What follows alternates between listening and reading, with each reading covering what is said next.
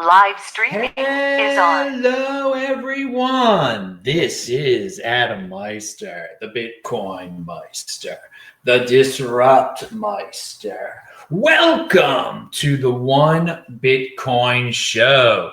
Today is April the 21st, 2020. Strong hand, long-term thinking, buy and hold Bitcoin. Don't FOMO on alts. Bitcoin is the next Bitcoin. One Bitcoin equals one Bitcoin. Unconfiscatable. I'm offended by selling. All right, dudes. Check out all the links below. This Friday. Hello, my elite friends. If you have questions, I've got answers. Type in the questions. There's time for questions today in the chat. I want to remind everyone, this Friday is This Week in Bitcoin. It's going to be at 11 a.m.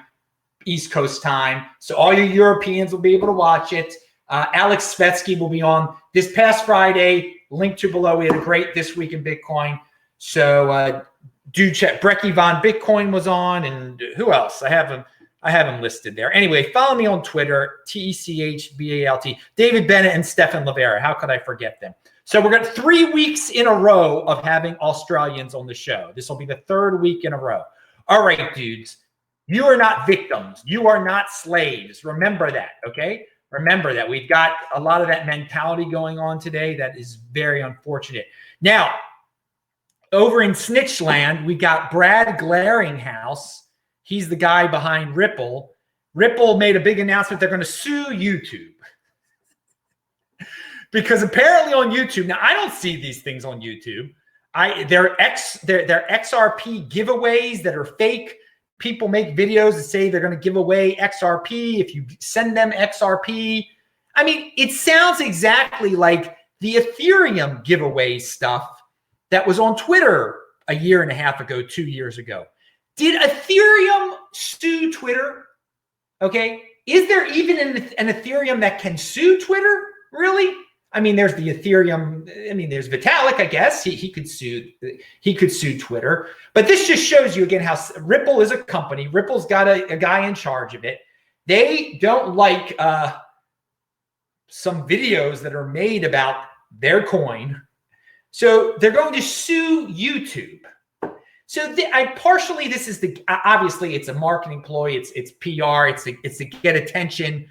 Hey, look, we're a powerful entity. We can sue another powerful entity. Buy our pre-mined coin. But it's so snitchy, man. It's just like, dude, no, Ripple, YouTube isn't causing your problems, Ripple. Now, I'm not a big fan of YouTube or anything like that, but I mean, so let's read what Brad has to say here. Okay, and it's the official Ripple release is linked to below. The official. The Cointelegraph article. You can read all about this nonsense if you want to. But there are implications here for all of us, even in Bitcoin land, okay? So I'll get into that. But it seems like Brad wants to be everybody's daddy. And I guess in this, he says, in times like these, when consumers really feel vulnerable, oh, be scared, it's more important than ever to protect people from these rampant scams. I mean, if people can't understand that, like, you watch a video and it says to send Ripple and you're going to get more Ripple, if they think that's real, I mean, they don't need protection. Come on, let them learn the hard way, dude. I mean, are you their daddy? You're saying this stuff, you're virtue signaling. I want to protect the world. You think this is going to be good for your coin. All right, great. But it shows how, and some people are falling for it. They're like, yeah, thanks for sticking up for us, Brad. You're so great. Ripple. I mean, I don't know. Those might be fake accounts too on Twitter. I've never met a person in real life who is like a real Ripple fan. Never. Now, there's a dude out there, Adam Charles, who I guess studies cryptocurrency related media and definitely has his eyes on YouTube. And he's tweeted out a few things that I linked to below, a few comments about this situation with Ripple. And he is worried that it's going to cut down such a lawsuit. YouTube will just be like, okay, Ripple, we don't know what you are. You're suing us. You've got something to do with cryptocurrency. Okay, you know what we're going to do? This is a pain. We don't care about cryptocurrency at all. We'll just ban everything that has Ripple in it or anything that has cryptocurrency. We just won't have anything to do with this anymore. And that's it. That's it. There will be no more lawsuits because we don't need to deal with this. And he thinks that will hurt Adam, not me, Adam, but this other Adam thinks that not having videos out there will hurt mainstream adoption. Now, I don't agree with that. But Ripple, they're short-term thinkers. They possibly think that, okay, we're suing YouTube. They're going to get rid of all the fake Ripple stuff out there. Fake Ripple stuff. What's the difference between fake and real Ripple stuff? I don't even know. But they're going to get rid of all the fake Ripple stuff out there, and the world will be saved. But Ripple doesn't. I guess they don't get it. Like, it's easier for YouTube just to get rid of all the Ripple stuff. Okay, you're suing us. We're just going to get rid of all of it. That's it. You know, and that solves Ripple's problem. There'll be no more fake Ripple videos anymore because there'll be no more Ripple videos anymore. There'll be no more cryptocurrency videos anymore. So, definitely short-term thinking on Ripple's part. They definitely, and maybe they'll withdraw the lawsuit. Maybe again, this is all marketing just to make everybody warm and fuzzy. Oh, we're taking on mean YouTube and. We're protecting the people who fall for sending Ripple to people to get more Ripple and et cetera, et cetera. Now, so I'll read Adam's comments. If Google purges crypto content from their platforms, including YouTube, and he thinks that it just won't be YouTube since Google owns YouTube, that Google will purge crypto from everything, anything dealing with advertisements, et cetera, then the concept of mass adoption is basically dead. You better believe that without the onboarding of new users, that all crypto projects will bottom out to some degree. Ripple will get the blame. Okay, dude. I don't think that it'll hurt the mass adoption of Bitcoin at all, just because there are no more. If YouTube takes it to the extreme and says, okay, we're not going to have any more cryptocurrency videos anymore, I don't think that'll hurt the mainstream adoption of Bitcoin. I think it will hurt some of these sketchy altcoins. People won't be able to pull off BitConnects as easily as they used to. Okay, it'll hurt some altcoins and I don't want YouTube to ban all. Please, of course, I don't want YouTube to ban all cryptocurrency. But if God forbid they did, then it would not hurt Bitcoin. I disagree with Adam on that, but it definitely will hurt some. Altcoins, especially the shadier ones. And BTC Sessions had the best comment on this.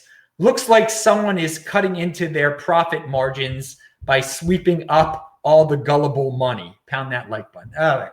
So maybe indeed that's what Ripple is worried about. That there's a lot of gullible people that are sending their money to these fake Ripple when they should be sending it to the real Ripple. I don't know. Okay, let's see if we got any questions over here before we start talking about BlockFi real quick.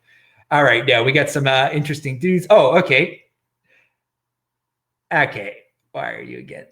Okay, good. This guy's making a comment. Remember, Zionism is the belief that my name on here is proud Zionist Jews. Someone had a ridiculous comment about Zionism. That's not what this show is about. You can ask that on the Beyond Bitcoin show. But I am a proud Zionist Jew. I believe that the land of Israel, that the Jewish people have a homeland, and it is the land of Israel. That is all Zionism is. There's all these other people that believe like Zionism is taking over the world. I mean, it's so ridiculous. I mean, the things but I'm not going to sue YouTube because there's crazy people saying crazy things about Jewish people. That's again, this is where the big boys play. Let people figure it out on their own. Okay.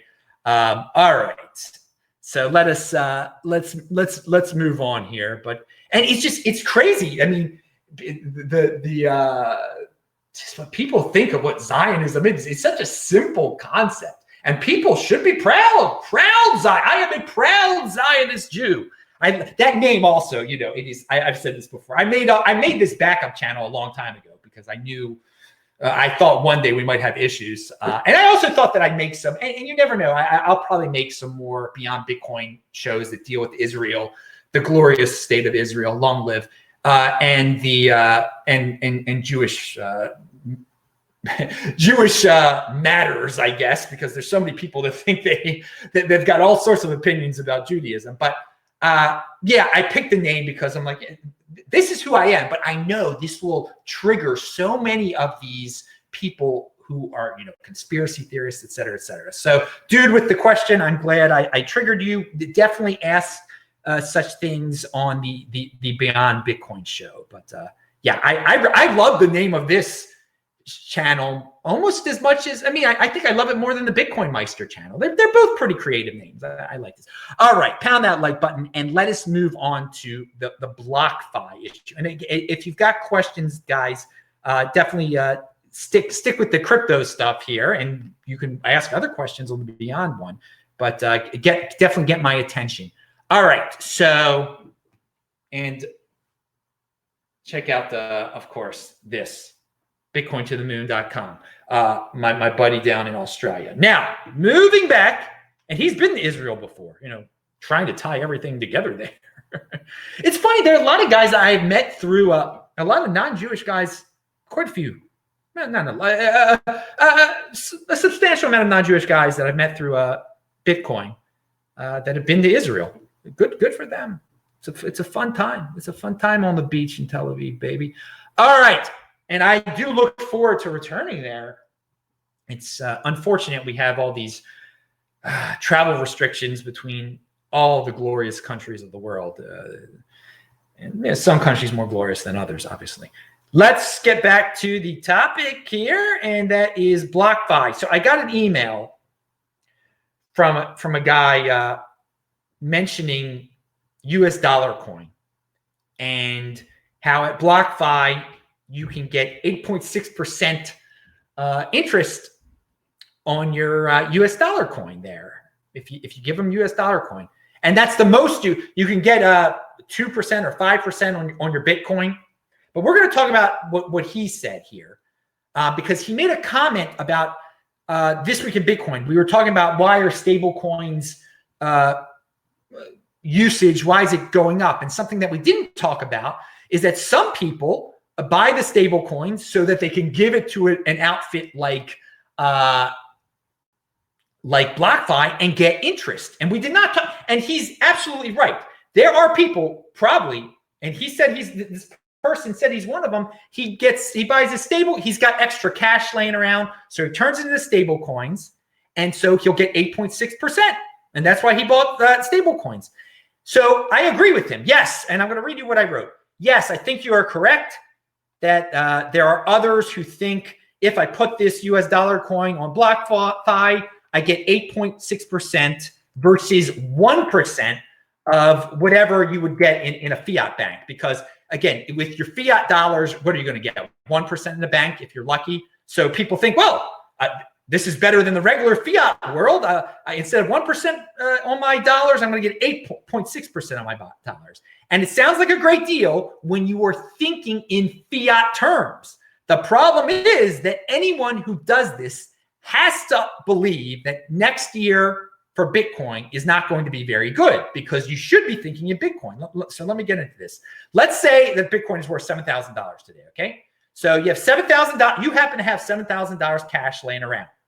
And you decide to buy $7,000 of US dollar coin. You give it to BlockFi. You get your 8% return. So you end up at the end of the year. Again, this is all rough math, and you can get more specific with compounding interest. I know you end up with $7,560 worth of stablecoin at the end of the year. So if Bitcoin is worth less than $7,560, including all the crypto dividends that might come with that Bitcoin in the next year, then you've come out ahead, okay? For you dudes that are valuing your wealth in fiat, okay? But I mean, and this is a big but. If in 1 year, one Bitcoin is worth more than $7,560, then you're better off just buying the one Bitcoin today for $7,000, okay? And in theory, you could buy the dips along the way, and with your interest that you get every week, and you can manage it a little bit better. But than being worth, and you could end up with more than one Bitcoin in theory, like a little bit more than one Bitcoin. So you can make an argument that, I'm good at managing the interest, et cetera, et cetera. But here we go. The basic argument is this. If you think that Bitcoin is going to be worth $10,000 in a year, all right, you might as well just buy one now instead of ending up with stable coins plus the interest. And that won't be worth one Bitcoin in a year, okay? And you're going to, with that stable coin interest that you earn, you're going to have to pay taxes on that because obviously the IRS is going to, BlockFi will report you to the IRS. I mean, they're a law-abiding company, et cetera, et cetera, et cetera. So there you go. It is not, don't get tempted by that 8.6% interest rate. Value your wealth in Bitcoin. Unless you think Bitcoin is going to be worth, you could do better on stable coins with the interest than Bitcoin in the next year, the year of the halving. Okay, and that's fine if you think that's the way. But also you have to pay taxes on that, and you're not valuing your wealth in Bitcoin. You're not taking into account the crypto dividends. Like who knows what will come along in the next year that a benefit for holding that Bitcoin compared to holding that state. And another thing to understand here. Some of you are going to say, well, how about this, Adam? I buy my Bitcoin for $7,000 today. I give it to BlockFi, my Bitcoin, and then they pay me 3% interest or whatever they pay, and I end up with 1.03 Bitcoin at the end of the year. How about that, Adam? That's pretty darn good. And again, you have to trust BlockFi there. You have to trust, and they're not giving you your crypto dividends along the way either. So again, control your own private key. Don't think in this fiat mindset when you're thinking about, hey, BlockFi is going to pay me more for my dollars, and they are in terms of interest than the bank is. Just think about what your Bitcoin is worth now and what your Bitcoin is worth in the future, in a year. All right, now, with all that, let's pound that like button and move to Coinmetrics report.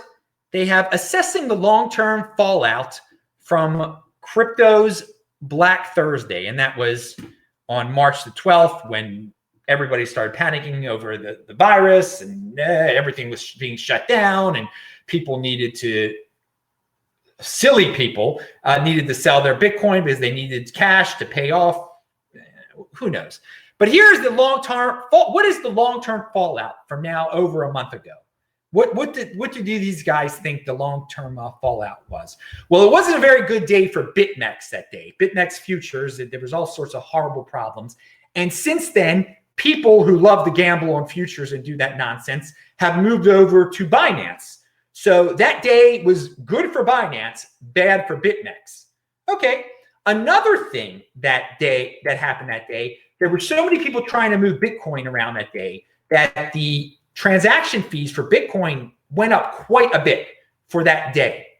But for 2 weeks after that day, the transaction fees remained high. And this is probably because the fee estimators out there that so many wallets use and people just blindly follow, they kind of got stuck on that day and kept factoring that day into what it should cost, because that day was an anomaly, or maybe that 24-hour period, 48-hour period was an anomaly, but the estimators kept factoring it in and kept the fees high, or the recommended fees high on wallets, and people just blindly just use those fees. Again, people, don't go blindly by what your wallet tells you to do in terms of fees. I mean, there's sites you can go to that shows you how fast it's going to take for your Bitcoin to get sent if you use certain fees. Usually these wallets, what I've seen is they do overestimate, and you end up paying more than you have to. And this triggered that. There were high fees naturally because everyone was trying to use it, but then the estimators got stuck there, and we had high fees for some people had high fees for 2 weeks. All right, so there are some long-term implications. I would call those medium-term, but the fee one was medium-term. But the BitMEX futures versus Binance futures, that could be a long-term implication of that day. Oh, I mean, also I got to say that a long-term implication from that day was that people that have conviction picked up some cheap Bitcoin that day, and they're going to be holding on to Bitcoin even longer. Some Bitcoin that was in weak hands is now in a strong hands, and it's not going to go anywhere. So, all right. So speaking of stable coins, we talked about that before. There's a report out there. You can read it. We find no systematic evidence of stablecoin issuance driving cryptocurrency prices. And the name of the article is Stablecoins Don't Inflate Crypto Markets. Okay, they've got research. You check it out. Now, you might remember a few months ago, there was a proposed publication called Nakamoto.com. And it's out there. They wrote some articles. It's not just about Bitcoin. It's about cryptocurrency, altcoins, all sorts of people that have been sent to the Bitcoin Inquisition right for it. All right. People were offended that they used the name Nakamoto. No one owns the name Nakamoto. I said, calm down. Well, you know, the funny thing is, you go to Nakamoto.com right now, it hasn't been updated like in 3 months. So, I mean, people made a big deal out of it. What's it to you now? I mean, at the same time, there's something new called Citadel21 that just started. Volume 1 is out. So check it out. It's linked to below. So, and it's Bitcoin friendly. So for all of you that were hating on Nakamoto, well, here's some, if you want to read a publication that's got long form articles or whatever, there's Citadel21. So and Nakamoto hasn't updated itself for a while. Yesterday, I talked about that ego coin and that crypto dividend that we got, Hex, and how it got pumped up in value. And then I sold some of it. And some people did not know that you could sell the Hex. Some people thought that, you know, got so caught up in that staking nonsense that they were like, well, I signed up for it, I have to keep it for a year. No, that's not true at all. You can dump it whenever. Some of it is staked, but who cares? That in your mind, that never existed. I mentioned where I sold it, and I mentioned like the wrong name. It's called forkdelta.app. I linked to it below. Be very careful though. Forkdelta.app. You can sell your Hex there. All right. We remember a few days ago now. Seems like longer. D-Force, and again, never buy that nonsense. Never buy something you get for free, especially something so centralized. But if you got it for free, why not? And hey, the dude, watch yesterday's show. I talked about it. I talked about that ego coin and the dude behind it. And it's a case study in altcoin marketing. So D-Force got hacked. That was a DeFi platform. And now the hacker has returned most of the funds. So he proved the point. He could hack it. It's not a good sign. People should learn a lesson from there, that it's still not decentralized. Even though you got all your money back, which is great. I don't want people losing their money, or most of their money back. It shows that you can't trust these centralized platforms. And we're talking about DeFi. We're talking about BlockFi before with its amazing returns. I mean, BlockFi could end up like D-Force, and the guy won't return it. Now, they're different, but they are centralized entities, all right? But DeFi, BlockFi doesn't try to say they're DeFi. But DeFi tries to say they're DeFi, which they're not. They're not decentralized. All right. And oil. So oil went negative yesterday. Bitcoin won't go negative on you, okay? But Carl Denninger, who's been great about all the virus stuff, he's also got a great financial mind. I don't agree with him on Bitcoin. He's got an article about how oil going negative is really disturbing for all financial markets. And it talks about how it could really scare other markets too. If people don't have a limit on how much they can lose. I mean, most people think, zero is the limit. That's it. I'm out. But if you can go negative now in certain financial products, this is going to freak some people out. So just remember, Bitcoin will not go negative on you. Okay, it can't go to these weird virtual. It's like the virtual world is meeting reality. What is a negative value of a physical entity? I mean, we're getting to this weird world. I mean, we're in this world of negative interest rates now too, which is all theoretical stuff before, and now it's hitting the real world. Bitcoin doesn't have to worry about that kind of thing, all right? But it's very interesting what's going on, and it could freak all sorts of financial markets out. So good job, Carl Denninger. That's linked to below. And finally, Alex Svetsky is going to be on the show on Friday. I mentioned that, 11 a.m. New York time, Baltimore time. But something he's got a tweet out there. He says, I was mad as, I'm not going to use the word, I was mad as heck and wasn't going to take it anymore. So I bought Bitcoin. And I've said this a lot of different ways before, but I'm going to say it again. If you are one of those people that are just angry at the system, it's not good to be angry. It's not good to be mad. And a great way to take out your anger and just to get mad, to get that anger out of you, is just to buy Bitcoin. That's a way to fight against negative interest rates and negative oil and who knows, negative prices on houses and negative dividends on stocks, whatever you might get punished with in the regular finance. You know, all the manipulation out there. You can rage against the machine as much as you want to and really get angry and get a brain aneurysm and be angry and shorten your life, be more prone to all sorts of viruses, or you can just take it out on Bitcoin in a positive way and buy Bitcoin. There you go. So don't get angry, get Bitcoin. Okay, dudes, I'm Adam Meister, the Bitcoin Meister, the Disrupt Meister. I'm about to go on my Tuesday walk. It is beautiful in Los Angeles, California. Good evening, Sci-Fi, Sci-Flyer. I know you're in LA. I hope you're having fun. Everybody, pound that like button. Bang that bell button. Spread the word on Twitter, of course. TECHBALT. That's who I am on Twitter. New show every day. Hopefully, it'll be even earlier tomorrow. We got to get to that really early point on Friday for This Week in Bitcoin. See you, dudes. I'll say hi to you in the chat. Thanks a lot.